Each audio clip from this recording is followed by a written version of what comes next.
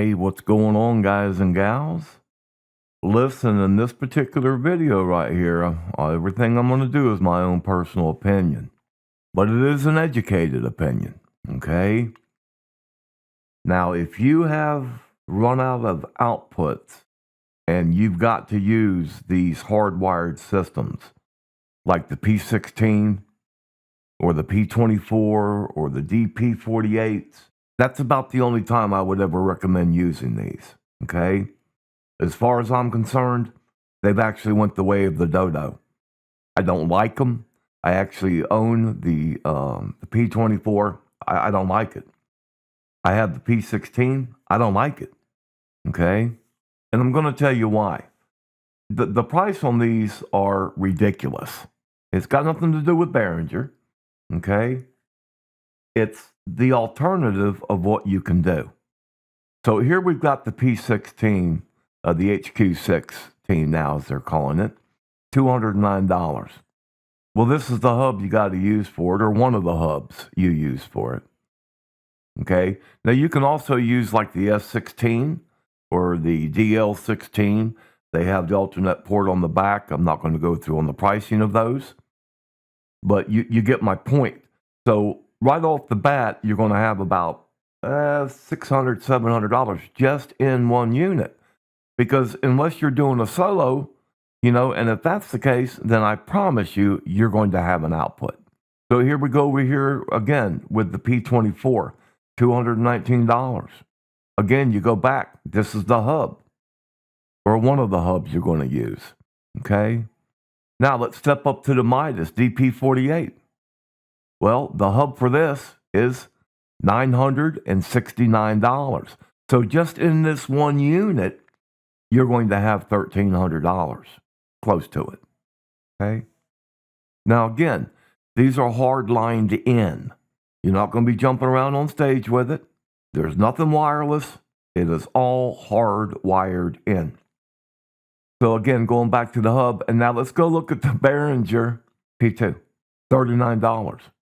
What a lot of people do not know is, and you do have to make this, but there is a way to where you can make a specialized cable for this, an XLR cable, and it will give you stereo inputs into this unit. In other words, you could come out of output 1 and 2 if you wanted a stereo mix bus. This will accomplish that. Okay?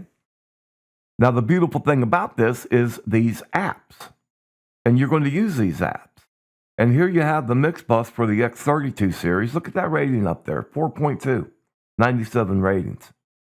X32 and the Air Monitor mixing apps. Okay. Now, over here on the Wing Q, I don't know why this has such a low rating. I love this. This is so easy to use. It is so user friendly, and it does just exactly what it says it will do. Okay. Now, here it is for the iPad, and then you have the one here for your iPhone. Come up here and check these out. See exactly what they do. And I'm telling you right now, again, I don't know why it has such a low rating. They are so simple to use. Okay? So let's jump down into Wing Edit. And I'm going to start working this with the Wing Q app. Again, it is absolutely simple. And here we go.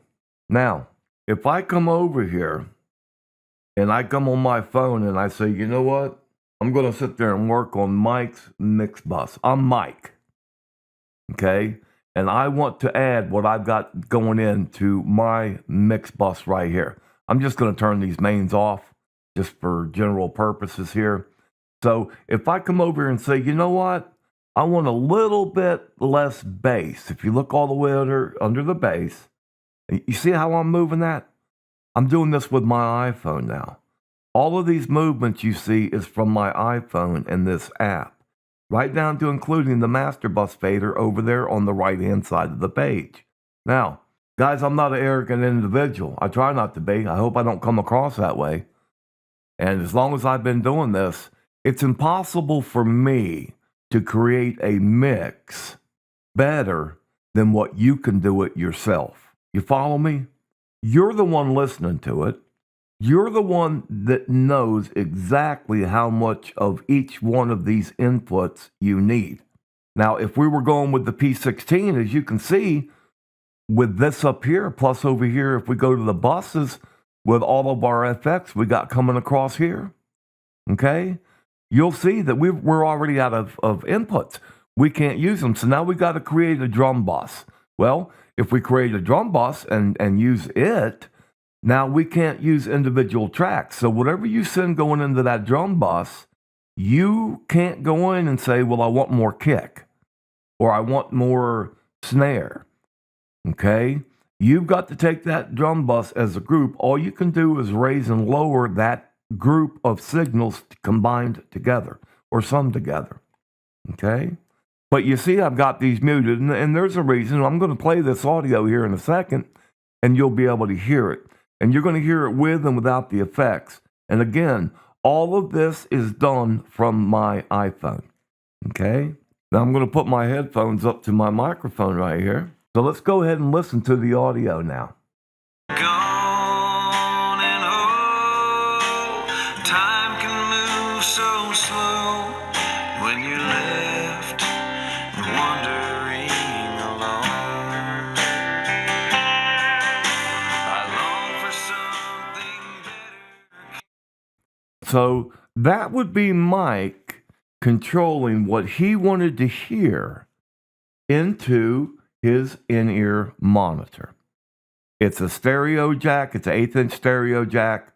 You can use whatever you want. You can use headphones off of this thing. You just got to make sure you check the impedance. And other than that, guys, it is really just that simple. So you can invest thousands of dollars on wired systems or $39 and an iPad or an iPhone. The choice is yours. I just wanted to make sure that you were aware of it. Okay? Take care. God bless. And we are out of here.